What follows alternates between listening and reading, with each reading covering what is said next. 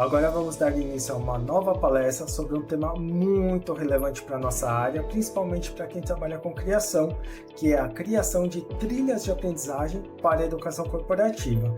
Mas antes, quero muito agradecer cada um de vocês por estarem aqui presentes, participando dessa conferência, para poder refletir sobre esse tema tão importante para o nosso dia a dia profissional. Também quero agradecer a oportunidade de poder participar dessa conferência e compartilhar esse conhecimento com vocês. Bom, vamos agora ao que interessa? Dando início à nossa palestra pelo título Construindo Trilhas de Aprendizagem, uma reflexão sobre o processo de criação na educação corporativa. E vou compartilhar um fato com vocês que esse tema começou a despertar meu interesse lá para o ano de 2017, quando eu comecei a trabalhar com maior ênfase na criação de trilhas de aprendizagem, tanto para a educação formal quanto para a educação corporativa. E esse tema surgiu de uma questão da prática, onde em alguns casos eu tinha muito sucesso no processo de criação, na entrega do resultado, em outras era um total desastre. E eu queria muito entender o porquê disso. E aí eu fui a fundo estudar o processo de criação dessas tais trilhas de aprendizagem. Antes de prosseguir, gostaria de me apresentar para vocês. Prazer, sou o Flávio.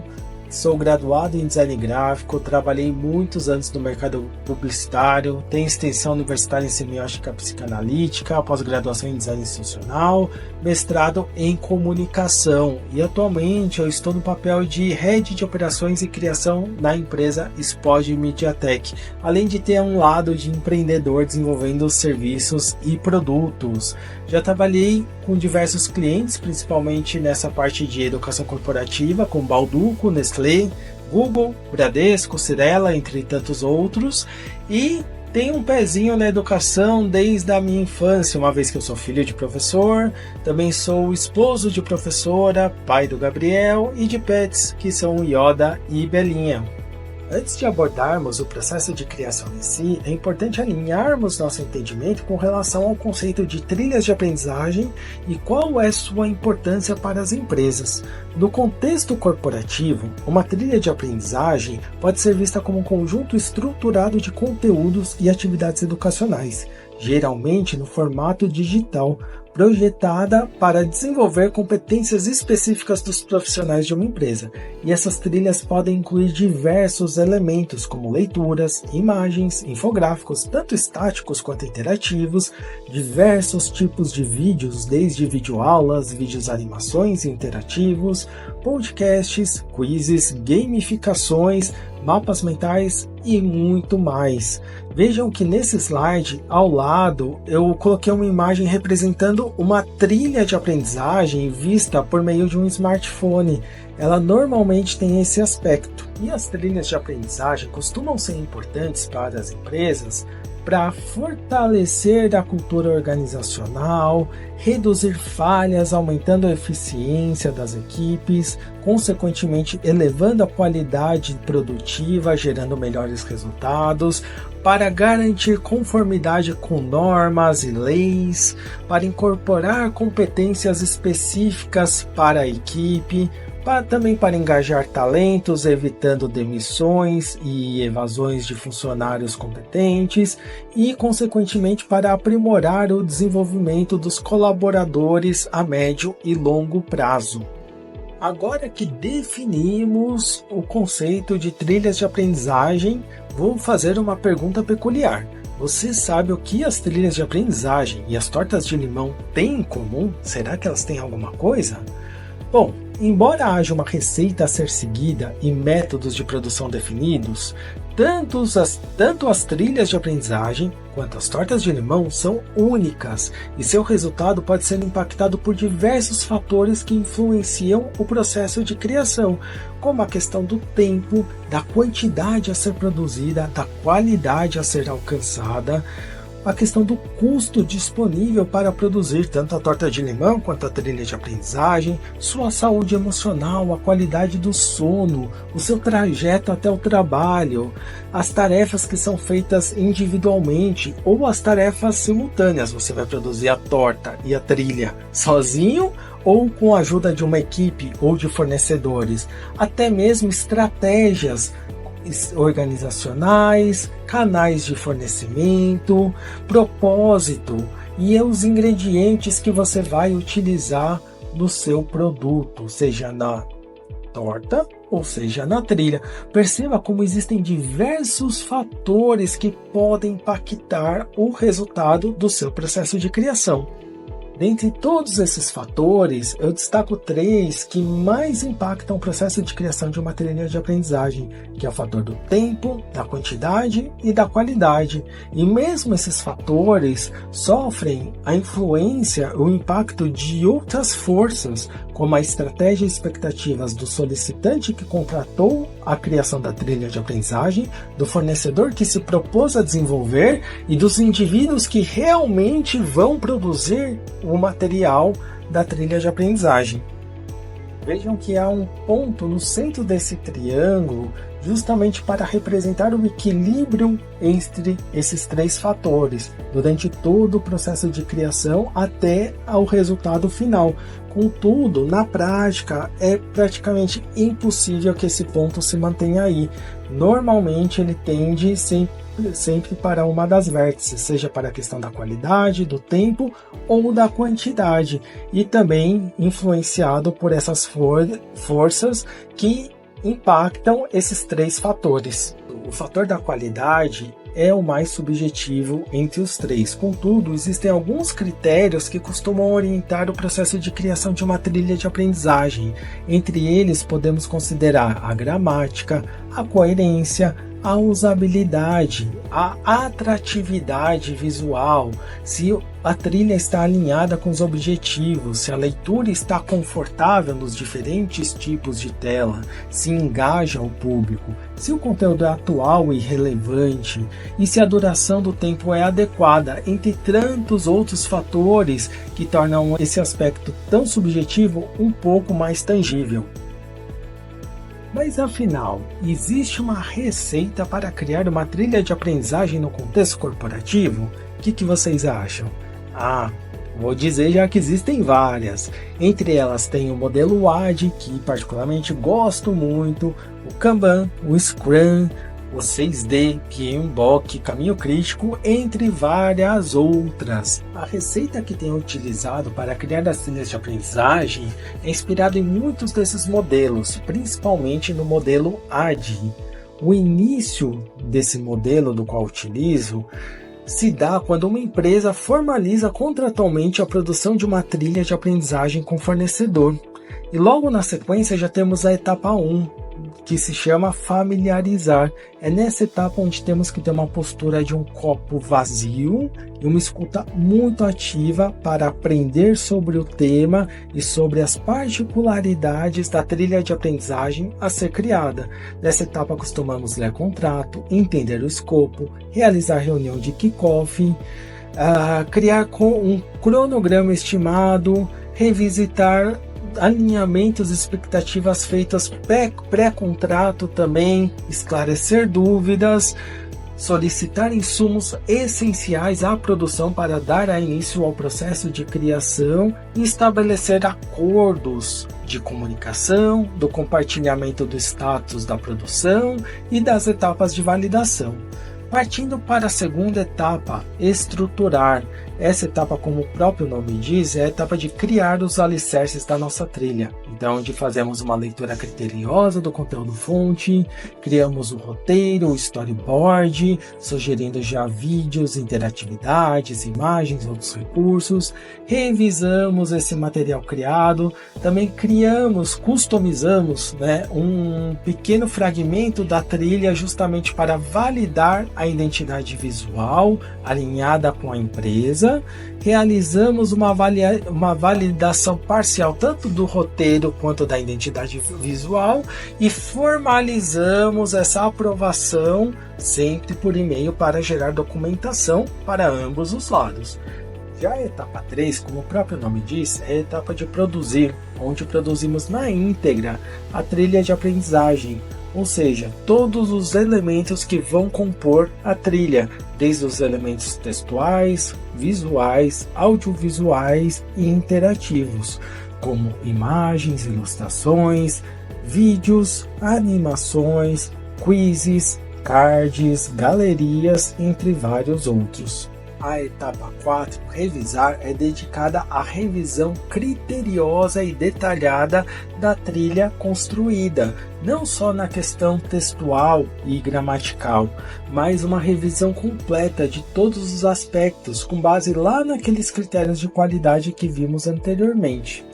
Na penúltima etapa, a 5, implementar, é onde costumamos disponibilizar o arquivo completo da trilha para validação, seja por meio de um link, de um arquivo em SCORM ou mesmo implementado no próprio LMS, Ambiente Virtual de Aprendizagem, do próprio cliente. Nessa etapa, o cliente costuma fazer a validação completa da trilha, com base na experiência real do público, pois nesse momento já estamos na reta final do nosso processo de criação.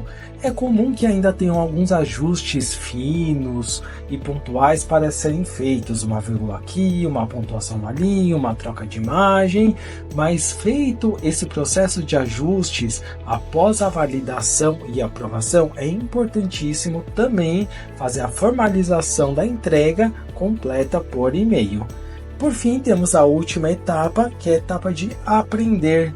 Afinal, o processo não acaba quando entregamos a trilha de aprendizagem, mas quando voltamos a ser um copo vazio e coletamos por meio de pesquisa de satisfação e retornos e pareceres do cliente como o público dele recebeu aquela trilha, para a partir daí poder gerar sugestões de melhoria para projetos futuros, seja para essa própria trilha uma segunda versão, terceira, ou para outros materiais que venham a ser desenvolvidos. E por fim, chegamos ao final desse processo de criação. Comparando esse modelo com o modelo ágil, tem uma diferença muito interessante entre os dois, que esse modelo do qual eu tenho utilizado ao longo dos anos, ele é um processo mais linear, por mais que tenham tarefas que aconteçam simultaneamente, mas ele não é um processo cíclico, porque ele tem uma perspectiva que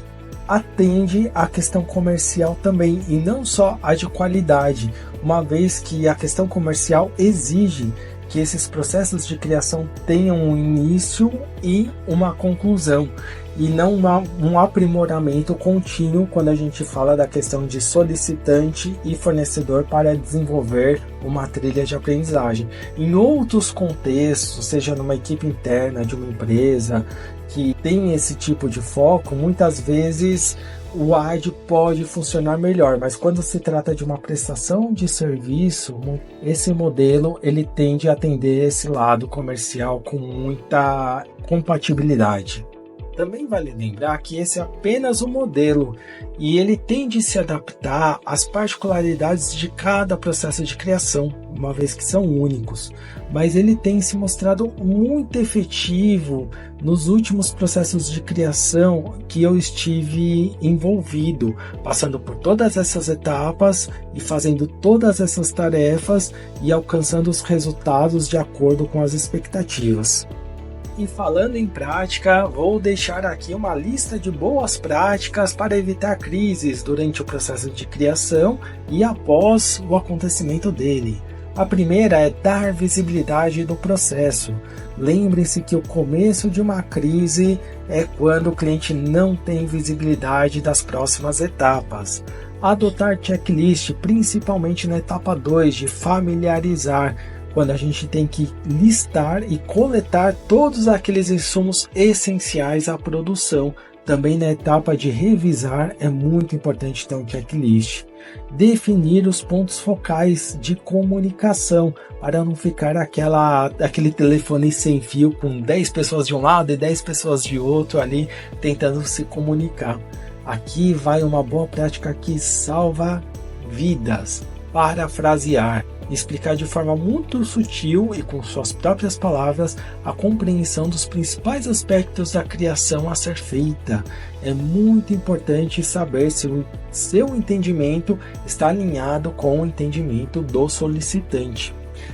Formalizar por e-mail. É muito importante documentar, registrar todas as aprovações de forma detalhada para evitar retrabalhos e desalinhamentos futuros.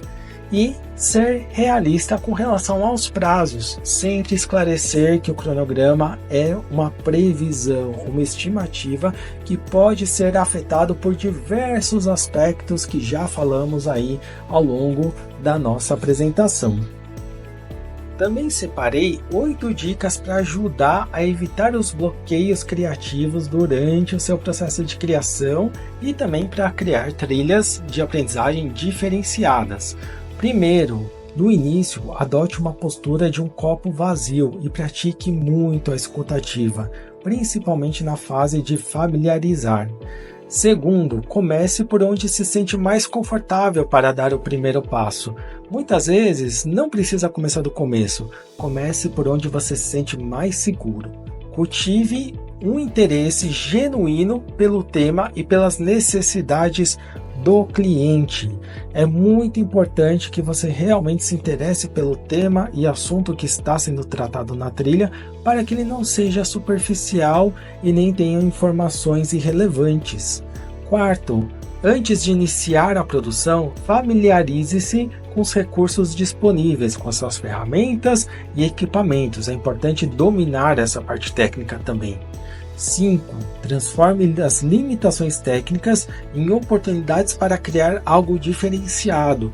Muitas vezes você não vai ter os recursos ideais em mãos, nem o tempo adequado para desenvolver a trilha de aprendizagem diante da quantidade que precisa ser produzido. Mas essa é sempre uma oportunidade de pensar fora da caixinha. E falando em pensar fora da caixinha, a dica 6 traz um recurso ótimo para isso, que é o storytelling. Por mais que tenham diversas inovações tecnológicas, tenha metaverso, tenha gamificação, o storytelling é o recurso que oferece mais possibilidade de criação em qualquer tipo de trilha de aprendizagem. 7. Lembre-se que você é o especialista responsável por evitar coisas estranhas na trilha.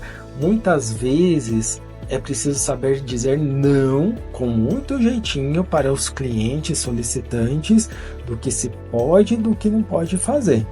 E 8, e última dica, trabalhe com o escopo sempre em mãos e garanta que as expectativas sejam atendidas. Não adianta produzir nem muito a mais do que está em escopo em contrato, nem a menos, deixando faltar algo que foi de fato contratado. Aqui ficam 8 dicas essenciais para o processo de criação e para evitar o bloqueio criativo. Chegando na reta final da nossa conversa, compartilho com vocês alguns registros de uma trilha de aprendizagem que conduziu o processo de criação. Essa trilha foi feita para uma empresa do setor financeiro e ela tinha muitos aspectos de gamificação. Aqui estão algumas telas de storyboard, mostrando elementos de áudio, infográficos, quizzes e elementos que sugerem animações. Na sequência, compartilho com vocês também um fragmento do cronograma previsto, e um ponto interessante é que a forma de apresentar esse cronograma, ela se inspira no backlog do modelo Scrum, porque ela traz essa lista de tarefas essenciais a serem cumpridas para que o processo de criação aconteça do início ao fim. Compartilho também um infográfico que foi feito para essa trilha de aprendizagem. Esse infográfico ele veio no conteúdo fonte fragmentado em 5 slides numa apresentação de PowerPoint. E aí, em uma única imagem, a equipe conseguiu reunir todas as informações de forma ordenada. Por último, tem essa tela representando um quiz que foi incorporado na trilha de aprendizagem. Esse quiz foi baseado numa situação de contexto real dos desafios que a empresa do setor financeiro enfrenta no dia a dia e também num trecho de filme bem popular que o público já conhece. A pessoa que estiver fazendo esse quiz precisará analisar a situação, assistir o trecho de filme e escolher a alternativa mais adequada de acordo com a questão do enunciado. E para concluir nossa conversa de hoje, compartilho com vocês algumas referências que foram essenciais para refletir sobre esse tema, não só da nossa área de conhecimento do design institucional, mas também da área de criatividade, de comunicação e de métodos de pesquisa também. Essas leituras foram essenciais para poder falar com maior autoridade e segurança sobre esse tema. Por hora é isso, encerramos por aqui e agradeço mais uma vez a todos que acompanharam e pela oportunidade de poder participar desse congresso. E deixo aqui meus contatos para quem quiser falar um pouquinho mais sobre o tema, trocar ideias, debater o assunto e até mesmo convidar para projetos. Até uma próxima, gente, e curtam as outras palestras desse congresso também, que está muito bacana.